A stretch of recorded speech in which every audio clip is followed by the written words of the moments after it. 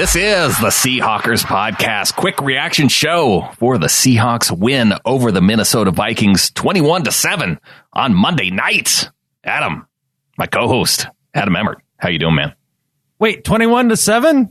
Yeah. That seems like a lot of points. I watched this game and I didn't see, oh wait, that all happened in like 2 minutes. You know, we have our Pick'em League and we had some people who just chose not to pick a score and had 0. And I thought they might win there for a minute. Right. So the final score is 21-7, correct? Yeah. So 28 total points. Yeah. My pick for the final score was 27. Wow. Yeah. Yeah. It's almost like I'm a say or sue. It's like you knew. Yeah, exactly. The Seahawks, though, I can almost imagine what the national media is going to come away from this game talking about, because we can't get a win on a Monday night game or a primetime game without somebody on defense doing something awesome and have it be controversial in some way. Sure. Bobby Wagner with the awesome field goal block. Oh, my God. Bobby Wagner with the awesome everything. The defense with the awesome everything. Like, that looked like the Seahawks defense of yore. It was amazing. In the first half, you saw the Vikings with the determination to run the football, yet 11 attempts, 43 yards, just 3.9 average. Kirk Cousins unable to really connect through the air. 4 of 8 for 27 yards, 1 sack. And a lot of that was they just weren't giving him the time to throw the football. Yeah, I think that was one of the things that was a bit of a surprise to me, was the pass rush and just its veracity. It was really outstanding. And give Ken Norton a lot of credit, a lot of creative stunts. Give Frank Clark a lot of credit for just being a baller. I mean, he was just overpowering dudes when he had the opportunity. And I was stunned. Whoa. You can give credit to the Seahawks defense? I thought we were just supposed to talk about how bad the Vikings offense is. Exactly. Isn't that what you do? Or are you just supposed to say, oh, they're just inept? Oh, wait. They're not able to get it done. I need to double check. Was my name Jason Witten? Oh, wait. No, it's not. So I guess I can talk positively about the defense. Okay. I mean, it was smothering. It was absolutely smothering. And as much as people want to talk about Kirk Cousins as underperforming, like, he really didn't have a lot of opportunities. Like, good luck with that coverage, number one. The Shaquille Griffin played a hell of a game. Yeah. Like, he was all over the field. Trey Flowers, all over the field. And just on the back end. Now, let's talk about the front end a little bit. With the pressure that was consistently applied to Kirk Cousins, it was outstanding. The Seattle defense played out of their mind and really used the energy of the 12s in the stadium, who had been called out in previous weeks for not being quite as vociferous, which is not a word, but don't worry about it. And look, like, the 12s brought it tonight. It was good to see them bring it so vociferously. I mean, that was a key to the game. Yeah, and, there's syllables in there or whatever, but fine. There's a word that starts with B that works. We understand. Hey, I'm hammered for this podcast, so like you're gonna have to deal with like some mispronunciations and misconstruences of words. We had debated, with it being a night game, do we put it off until morning and then wait until we're, right and ready to go in the morning? But then when Adam texted me back, I said, how you doing? And he came back with drunk. I said, oh, well, we have to do this. So here we are with a victory over the Minnesota Vikings, almost ensuring a playoff berth, which is something that I'm pretty stoked about. I would think you are too. I would think the 12s are. Going into this game, and we watched some incredible football on Sunday. There were some amazing moments. And once again, for the second straight weekend, it broke everything the right way for the Seahawks to be just to widen their lead against the rest of the NFC for one of those wild card spots. And going into this game, I'm thinking, well, shoot. Down the stretch, 2-2, they're in. And heck, I was looking at it going with the way that some of these other teams are playing and their opponents going down the road. Seahawks could go 1-3 and make it into the playoffs. But I don't want to go into the playoffs that way. Just like I don't necessarily want to win a game 3-0. But that's not how it worked out. They turn it on to the fourth quarter. They score 18 points. The Vikings, they do get a touchdown late in garbage time where it looks like Kirk Cousins was over the line, but wasn't quite over the line. And they get the win. Yeah, that was frustrating that a pinky toe over the line still counts. Yeah, Yeah, one pinky toe on the other side of the line. I wonder how angry Bobby Wagner was about that. Because I imagine the anger level was high because Bobby Wagner, let's talk about MVPs of this game or maybe this season. I think at this point, we got to look at this team and say the undisputed leader, the undisputed MVP is Bobby freaking Wagner. That was a performance that has to go down in Seahawks lore. 9 combined tackles. He was in the backfield on one critical fourth down earlier on in the game. And there were a couple fourth downs where Minnesota went for it. And the Seahawks were there to bottle it up both times. So we often talk about the idea that when those situations come up, when the coach makes that decision, right? And we're going, do we root for that decision? Or are we going, I hope you don't do this. Every time Zimmer went for it on fourth down, I was like, oh, yeah, let's go. Do it. Let's go. Yeah. Bobby Wagner was so good, in fact, that the officials were making up penalties on Bobby Wagner, saying that grasping at the helmet opening is apparently a penalty, a 15-yard penalty, and that was on a critical third down. But then they went and they missed the obvious face mask call a few plays later, so I guess that canceled out. Missed the obvious? Like you act like they didn't see that? Are you they just let it go from before? Yeah, that was the biggest makeup call I've seen in a long ass time. Yeah. No doubt about it. Like, basically, that call that they made on B-Wags earlier in the series where he grabbed the back of the helmet and he didn't even hook his fingers under the back of the helmet either. I think there's an opening in there, though, and apparently you can't grasp that part of the helmet where the opening is. They called it for a reason. Well, the officials had some struggles throughout the night. I mean, on both sides of the ball. There was a personal foul called on the offensive line. And at first they call it on the Vikings. No, they called it on 65 on the Vikings. Yeah, because they said first down Seahawks. Right. And maybe they were confused with the guy who actually shoved the Seahawks offensive lineman Simmons, who had the audacity to stand in front of a dude and take a shove. I don't know, to avoid the personal foul, was Simmons supposed to avoid the shove? Was he supposed to just jump out of the way ninja style? I'm not exactly sure. They were very confused on that call. But the officials were more or less garbage for the majority of the night, including the pass interference call that Tyler Lockett somehow found his way to an Oscar performance in drawing. An incredible job by noticing that Rhodes had his arm and was slightly tugging him backward, and great job for him to fall backward, leading to 3 points and getting that put the Seahawks up 6-0 in the fourth quarter. And that was after, so many opportunities in the first half. You had a great drive to close out the first half. They get down to the 1 yard line, 16 seconds left. Then Russell slips and throws a pick because they're out of timeouts, and he's trying to make sure the clock gets stopped. The Vikings intercept the ball, and they're able to kneel down and go into halftime at 3-0.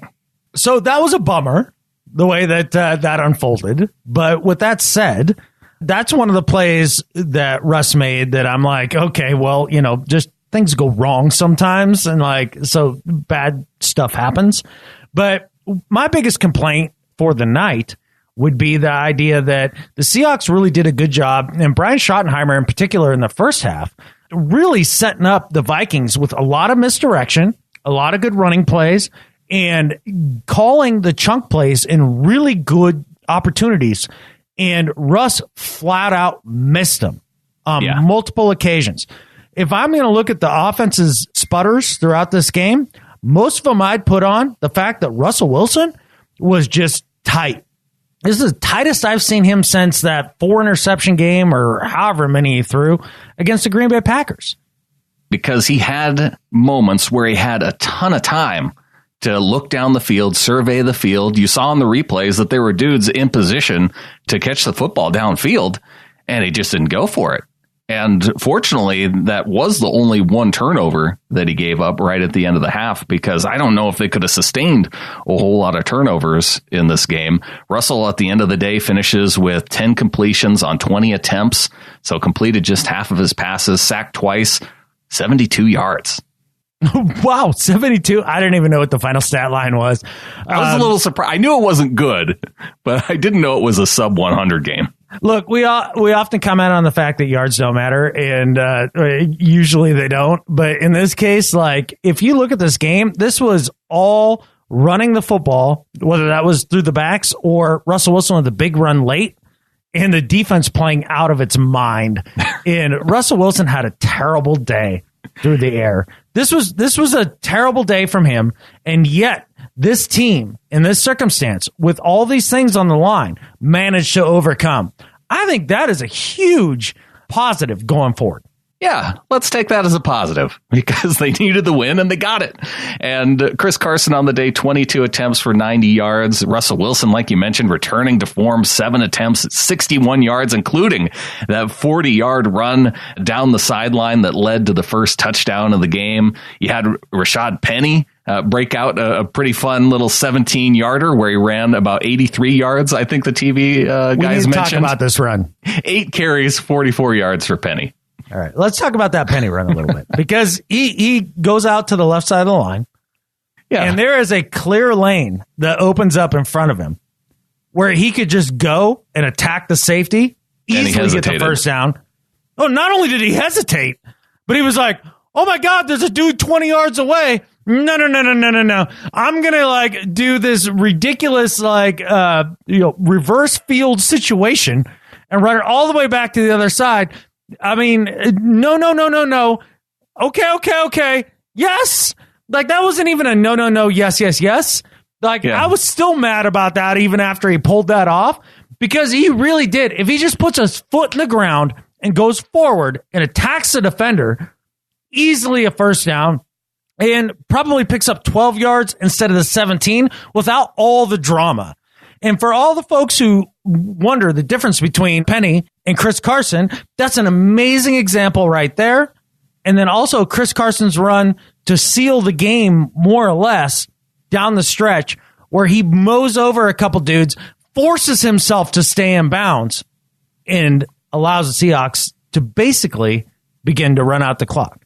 Oh, that was a great run toward the sideline where he just pushes the guy out of bounds, out of his way, and then cuts it upfield and gets the first down. And then they get inside the 10-yard line, and it's just Chris Carson. And they get into the end zone on third down. It is a very stark difference between the two backs. I can't help. I know there were a lot of people calling for Carson to get the ball more. He had 22 carries in this game, and they did kind of save him, it felt like, for that final drive. In the weeks where Chris Carson gets more than, 25 carries, it's like he's out the following week, with some sort of injury. So hopefully he's able to come back with a 22 carry performance and be back and ready in a shorter week for that game against the 49ers.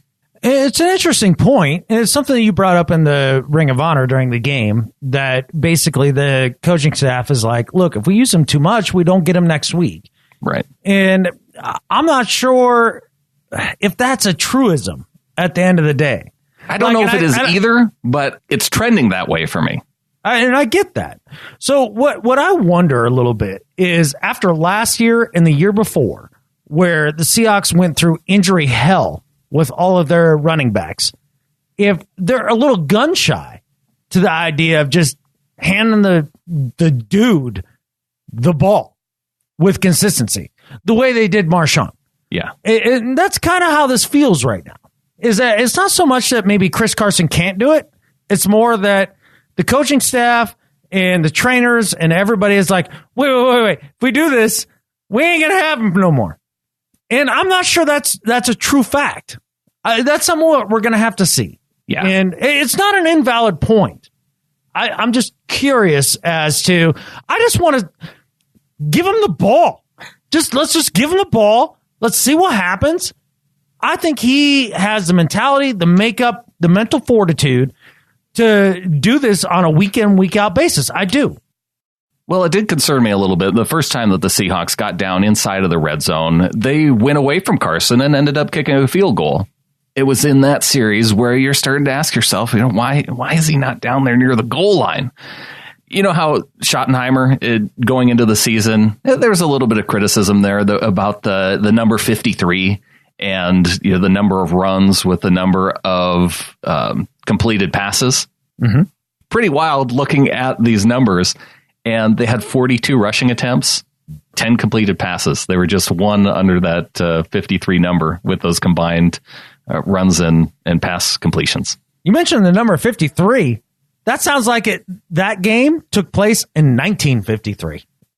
For reals. Smash. It wasn't until defense. The end of the game, until Cousins really started to throw the football around. And, that was one of the other things that we talked about coming into this game. Would Coach Mike Zimmer help out the Seahawks by game planning the idea of wanting to run the football? And that's what they did, and it didn't work. They kind of did it. That's the thing. I think the NFL is all about situational football. Oftentimes you get an idea in your head that it has to be a certain way. And the Vikings really went out and tried to run the hell out of the ball with no success. But then when it came down to 3rd and short, where now it's time to run the ball, they bailed out the Seahawks again and again and again by throwing the ball when the pass rush was on fire. The quarterback sneak game by the Vikings, though, was strong in this game. Sure. Great. That's nearly unstoppable. It's a play that I've never seen run in the Russell Wilson era. I'm kind of perplexed by this. I think he could still do it. Russell doesn't run it? Yeah. Yeah, well, Cousins was a monster with it in this game. And you don't think Russell Wilson can do it? I've never seen Russell Wilson run a quarterback sneak. Have you? No. I don't know if that's statistically true, but it feels that way. Maybe once or twice in his entire 7 years, whereas Tom Brady runs it twice a game. It's deadly. I don't know. That was their best play of the game, was Kirk Cousins running the sneak. Well, not a whole lot else working for Cousins and the Vikings. Yeah, Adam Thielen didn't even see the football in the first half. I can't believe that the secondary shut down the Minnesota Vikings the way that they did. I know that Coleman is good, one of the best slot corners in the game. But how does Thielen not see the ball until the second half? And he had a little bit of success, but that was kind of on those final drives. Oh, absolutely. Oh, anything that the Vikings did good happened in the last minute and a half. Kirk Cousins finished the day with 208 yards. What? That's stunning. 20 completions for 33 attempts for 208 yards. Yeah, it's surprising to see a stat line that high, but that all came on the last 2 drives. That is almost unbelievable. That the idea that he came up with that many yards. But I guess that's maybe why yards don't matter. Just saying. I wish I had just a fourth quarter stat sheet just so I know just exactly where those yards came. But yeah, that's fine. I think the stat that I'm the angriest about, if I'm a Seattle Seahawks fan, is 7. Because I wanted the shutout. Maybe the number's 9. As in the 9-yard completion to George Fant. I happen to so the Santa booth is running right now, okay? And I did not participate in the Santa booth today. I left it up to my number 1, who I was a little iffy if she could get it done. Uh-huh. And I didn't know if it was all going to happen. But she calls me after the end of the Santa day, right as that's going down. Oh. Russell throws it to Fant. And she's trying to tell me something important. And all I could do was laugh my ass off at George Fant. A, catching the pass, good for him. B, starting to run, good for him. And then C, the turf monster totally taking him down. Yeah. I really wish he would have rumbled. Oh, he had that first down marker just in his sights. And it seemed like as soon as he locked onto it, that's when the turf monster got him. It just got him. Reached right up but he did it. We've been waiting for that. Have we? I'm not sure that I've been really waiting for George Fant to break out in the passing game. No, I suppose not. Let's go to the defense, though. Should we talk about Bobby Wagner some more? Because it was really, to me, the play of the game was 2 minutes left in the third. The Vikings moving the football. They got across the 50-yard line for the first time. Mm-hmm. They decided to go for it on fourth down. And Bobby Wagner, and there was an assist by another Seahawk in there too, but Bobby Wagner was right there to stuff that up and to make that spot in that critical moment and give the ball back to Seattle. I'll give Bobby a little less credit on that play. Only because the other Seahawk you are referring to was Frank Clark. Okay. Yeah. It was He's Frank. The guy that really did get contact and start to bring him down, and B-Wags just finished it off. Those two guys in tandem today were absolutely dominant.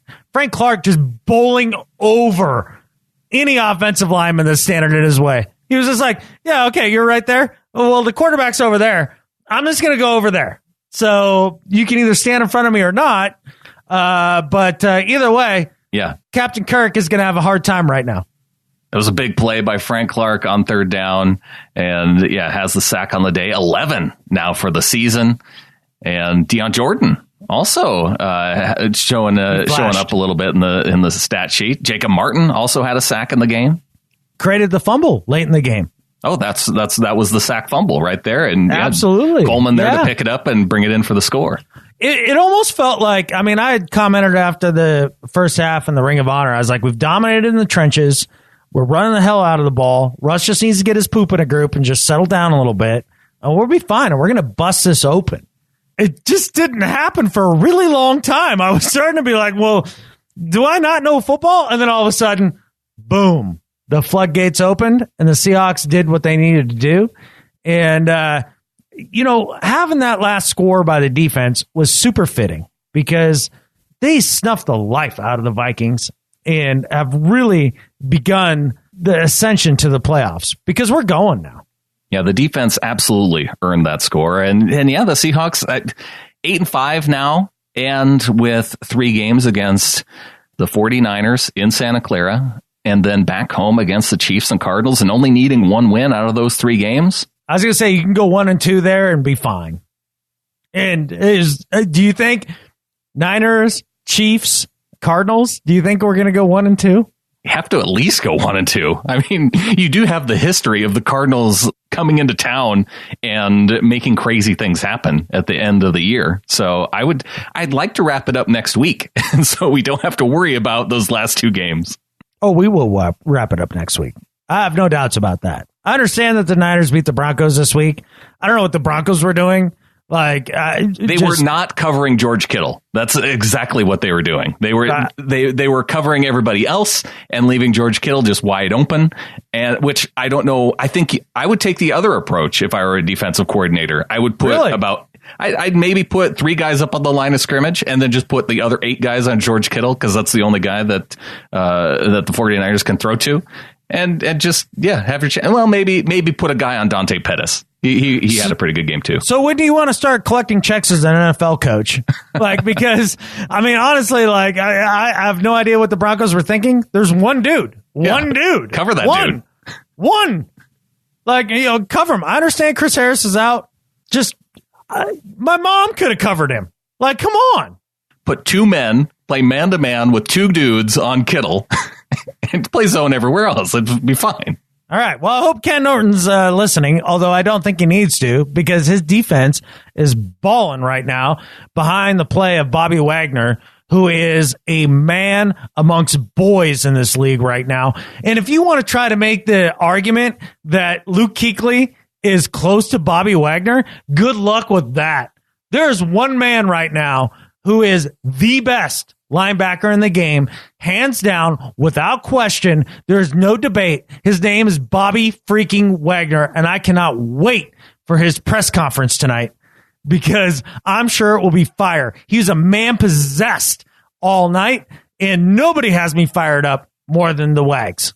He was mic'd up in this game too, so I can't wait for throughout the week to hear all of the gold that comes from him being mic'd up. We already got a little taste of the gold. We got a taste with him and Seabass on the sideline. Seabass action. I love it. I didn't know Seabass was that fiery. Yeah, I I don't thought know. he just sat on the bench and like drank beer and like didn't have a lot to say. Nah, Seabass has things. Yeah. He's firing people up. Well, a great day by the Seahawks.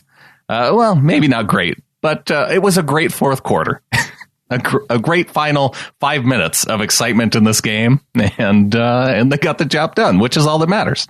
Yeah, it's a little disappointing for the results to not happen earlier, but the entirety of the game, it felt like this was coming. And you touched on it, yeah, and we've kind of talked about it all show. At halftime, you said to yourself, yeah, they only have a 3-point lead, but they're dominating everywhere else. Correct. This is going to come together. It has to, unless you're the New England Patriots, right? Who dominate an entire game and then like lose in their house of horrors down in Miami. Somebody might have called that. I don't know who that would have been. But yeah, I mean, it's just these guys came out and they finished. That's what finishing looks like. And that's what Pete Carroll preaches. That's what this team believes in. We're in the fourth quarter of the season, and you can see it coming together. And if I'm anybody in the NFC, especially in that first round of the playoffs, you know the last people I want to see? These guys. Yeah. Although the Bears are looking pretty good, too. Oh, we'll beat the Bears. Well, coming up here in just a few minutes, we're going to have on Todd Gomes, who's going to break down some of the action that's going to be happening before the game on Saturday and Sunday by the NorCal Seahawkers, who are putting on some events for Seahawks fans in the area. Looking forward to Todd. This will be fun. We'll chat with him. But Adam, there's been this whole discussion around Hawk names. And I don't necessarily know where this came from, although I see it sprouting up in some of the Seahawkers channels. Mm-hmm. And I got just a wayward text from you just a little bit ago saying that you get to pick your Hawk name. And I'm not sure that's how it works. I thought this was like Navy pilots, where it's like you have your name bestowed upon you and you just have to accept it. I bestow this upon myself, and I just gristle at the idea that anybody's going to give me something that I don't approve of. And yeah, this went down in the Ring of Honor a little bit. One of our Ring of Honor members, Shannon, she put up a poll and wanted to know what our Hawk names was, because as Uber fans, there apparently everybody's has a Hawk name, something Hawk, right? And so we know that Clinton Bonner, right? He has been labeled 3 Hawk, and that's just how it is. Sure, for 3 and 3 out, that makes sense, right? So what was it that was your official Hawk name? Apparently, by the poll, I think through the poll, I think Golden Hawk ended up winning. Yeah, I'm not sure. I may veto that too. I might decide your name too. What? Why do you get to decide? Because I just think you're better than that. I just think you're better than that. I kind of like Golden Hawk. You do? Yeah. Do you want to embrace that? Because I'll support you if you dig it. I just thought you had attributes other than the Golden Girls that needed to be highlighted. I could see that, but I also enjoy it. Okay, that's fine. So Clinton Bonner, 3 Hawk. But see, I'm also if it's the rules to see, I have the Navy background with the whole pilot thing. Yeah. Like if that's the rules, ask me about you rules. Accept it. Ask me about rules. Yeah, I know you care not about the rules. Yeah, because I make the rules for me, and especially when it comes to my name. And like, if you want to be Golden Hawk, awesome, man. Golden Hawk Brandon, I'm with you. Clinton Bonner, 3 Hawk. He made an amazing suggestion for myself, which I fully accept. I think that's the way it's going to be. Soothsayer Hawk. And while it may not roll off the tongue, it's better than Curmudgeon Hawk, because that's long. That's too long. Well, the Soothsayer is a little bit. I think maybe you just shortened to Sooth. Or Sayer of Soothhawk. That works. That works better for me. It rolls off the tongue a little bit. Yeah. Either way, I don't much care. But all I'm saying is, I look at things, I predict the way it's going to go, and then it kind of goes that way. So sorry, not sorry. That's my name now in the Hawk name situation. It's too long. I don't think it can. I don't care. What about like? No. Nostradamus Hawk is way too long too. Damas Hawk? We'll have to think about this. Let's throw it out to the No, we don't have flock. to think about this. Soothsayer Hawk works. It works for me. I actually tend to predict things that are going to happen more often than not. I'm an Oracle, and Oracle Hawk. Oracle Hawk is solid. Ding! There it is. It's not something that I'm proud of. It's not something I think that I worked at or anything. It's just something that I'm gifted with. Like, I'm just good at this. I happen to predict things when it comes to the Seahawks because turns out I know football. So Oracle Hawk, this guy right here. For some reason, it didn't translate to the Pick'em this week because you did not get first place. Yeah, it translates to the Pick'em because I beat your ass 10-8. Yeah, including. I mean, just so we know, somebody predicted something about what was going to go down in Miami. I'm not saying. I'm just saying. Yeah, you knew exactly how that was going to go. I knew it was a house of horror for the Patriots and like weird things happen there. Those were my words. Weird things happen to the Patriots in Miami. Well, hey, while we're congratulating people, let's congratulate or myself. No, we're done congratulating you. Are we? Okay, that's fine. All right. Who else should we congratulate? I would like that. Action Jackson got the 28 points. Nailed that for the cumulative score of the Monday night game. Only problem was came up one correct pick short of the winning tally for the leaderboard. Oh, which game did he come up incorrect on? He got 10 right, so he missed 6. Oh, okay. Just like you. I missed by 1 point. He beat me by 1 point. He beat you by 1 point. Kathy Kunkler, the overall winner. Oh, she did. AKA really? Ross's mom. Yeah, I know. Got 11 games correct and 32 points for the cumulative score. Man, Kathy be nailing it. Nailed it. What's funny is that I went to the cabin today. Brewed myself a little coffee. You know what coffee it was? It was Kathy's coffee. It was Kathy's coffee. And you know what it was? Awesome. I want to try some. I'm not a coffee guy, but I want to try it. I tried to give you a bag, but you were like, nah, I'm not a coffee guy, whatever, blah, blah, blah. I didn't know there were 2 bags. There were 3 bags. Oh, my gosh. I'm drinking all of Kathy's coffee, and you don't get none. Well, congrats to Kathy. She gets a Justin Britt signed photo. And I guess maybe I can deliver it to Ross because it sounds like he's going to go to the game this weekend in the 49ers. Yeah. I've yet to meet Ross, and this pisses me off. I dig Ross. You haven't met Ross yet? No. No, it hasn't happened yet. I thought for sure you were that. I guess it was just me that was at that game where he was there. Yeah.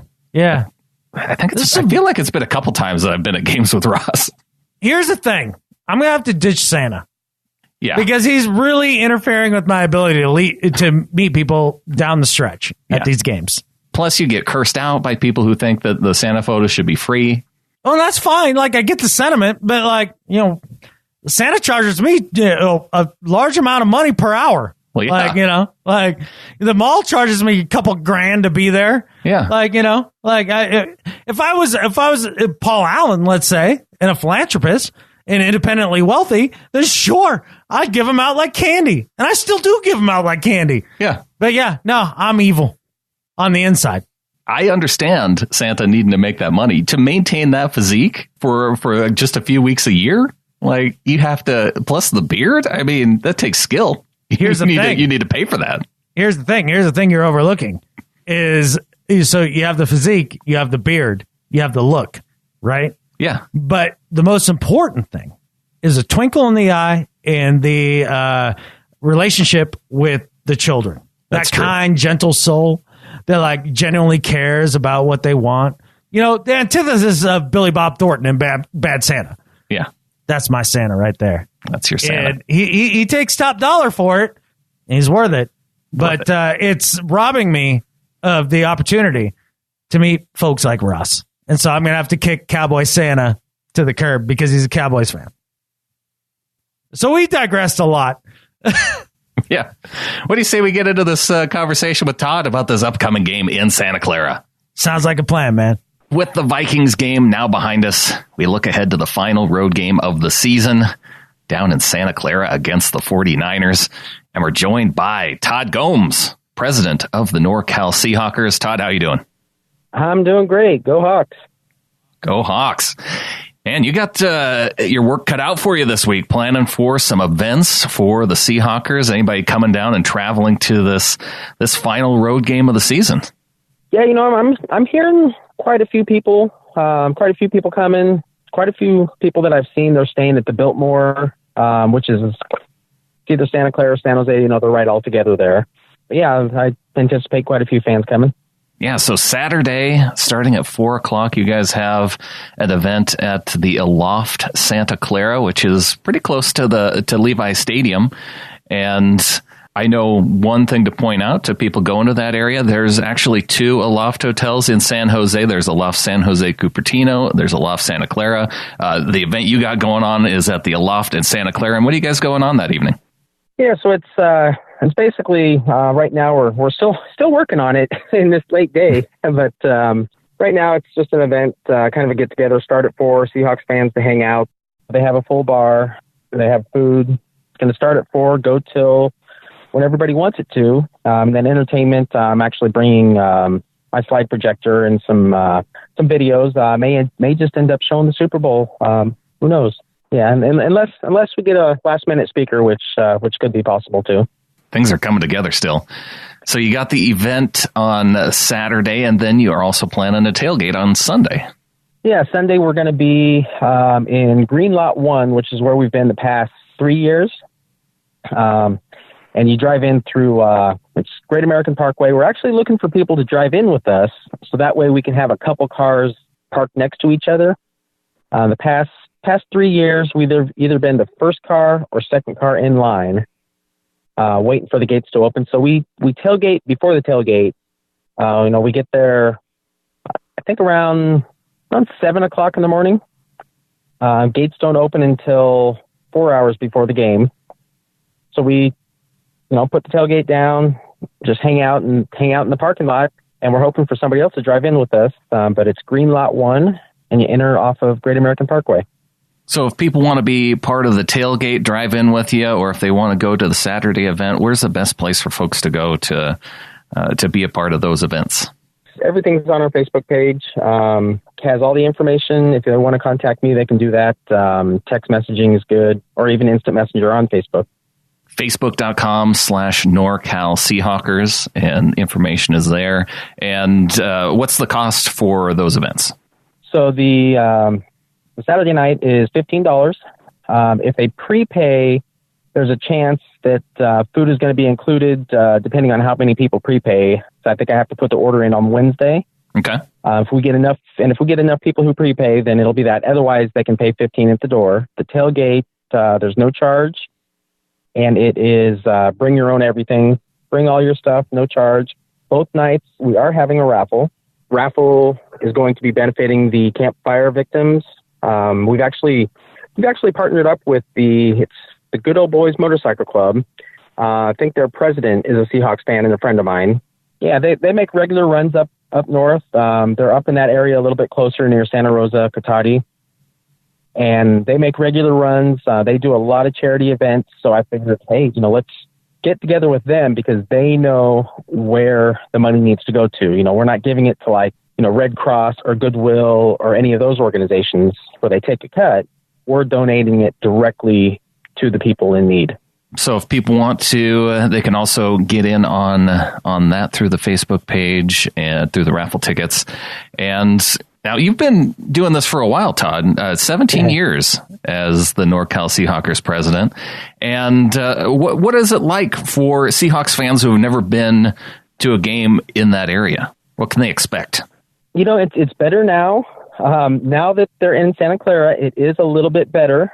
It was, and I hate to say it because people always tell me, I go to the Raider tailgates on our bye weeks, and people always tell me, watch your back. And I don't know. I love going to Raider games. I mean, Raider fans have been awesome. There's some great 49er fans out there. Once they moved and they had the PSLs and the ticket prices went up, their fans kind of mellowed out a little bit. Past few years, we've had no problems. Right on. Yeah, so the past few years have been good at Levi Stadium. When we do tailgate and pre-tailgate, the fans in our section in that Green Lot 1, They've welcomed us. They've been good. Yeah, of course you get your normal banter. You have to do that. That's, of course. Looking forward to it, Todd. Looking forward to being at the game, and I will see you at the tailgate for sure. If I can get down to the Saturday event, I will.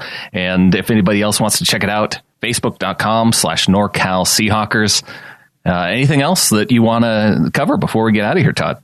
I think that's pretty much it. Just, like I said, we have the raffle tickets. We have the $1 a ticket, and then you get a deal as you buy more. 12 for 10, 25 for 20. And we have signed items. We have some T-shirts, NFL official jackets and such, mini helmet, bunch of stuff to auction off, hoping to raise a lot of money for the fire victims up here, and hope to see a lot of people there. Definitely get in on that and help support funds for the victims of the campfire. There you go. Todd, appreciate you coming on, and go Hawks.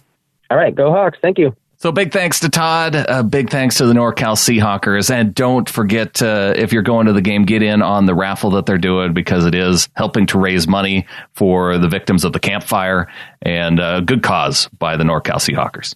They need to rename that fire, by the way. It's very confusing. Yeah, because I'm a victim of the campfire just doesn't sound terrible. I don't even think it was a campfire that caused the campfire. I know. This is what I'm saying. They needed to, it needs to be named after a creek. Whatever creek was, near where the fire started. Something creek fire. Yeah, or creek. No, it's creek. Well, it depends on how wide it is. So if it's under 10 inches wide, then it's a creek. Okay. And then if you're over 10 inches to about 2 feet, then it's a creek. Mm-hmm. And then if you're over 2 feet to say 6 feet, now it's a river. Well, don't look that up in a book, but it's a true fact. Well, what if it's wider than 10 feet? It's still a river. Oh, okay. Yeah. I wasn't sure how wide the river berth went. Well, I don't know. I guess if it becomes still, now it's a lake. As long as it's moving, it's a river. Correct. Yeah. That makes sense to me. You have to have flow. You have to have flow to have a river. You know what's flowing, Brandon? What's flowing? The Seahawks going to the playoffs. Yeah. They are not turning into a lake in December. Dude, this has been fun. This season's been fun. I'm enjoying the hell out of it, and I appreciate all the efforts by this team and by all the 12s, because we've willed this along, despite the whole national narrative around us about how much we'd suck. I love watching the national narrative be wrong. Oh, it's so fun to watch them flip. And with that, there's only one thing left to say. Go Hawks. Go Soothsayer Hawk. Oracle Hawk. I'll take either.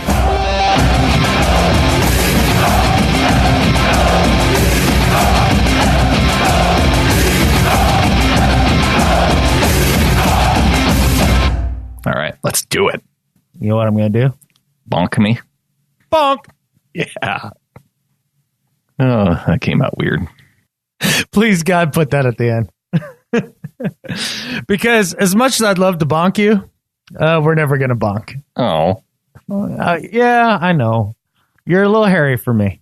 Not even that hairy. Jeez. Not that I don't love you. It's just, just shave a little. The beard? Yeah, maybe the arms, the armpits, that helps. Okay. I can handle the legs.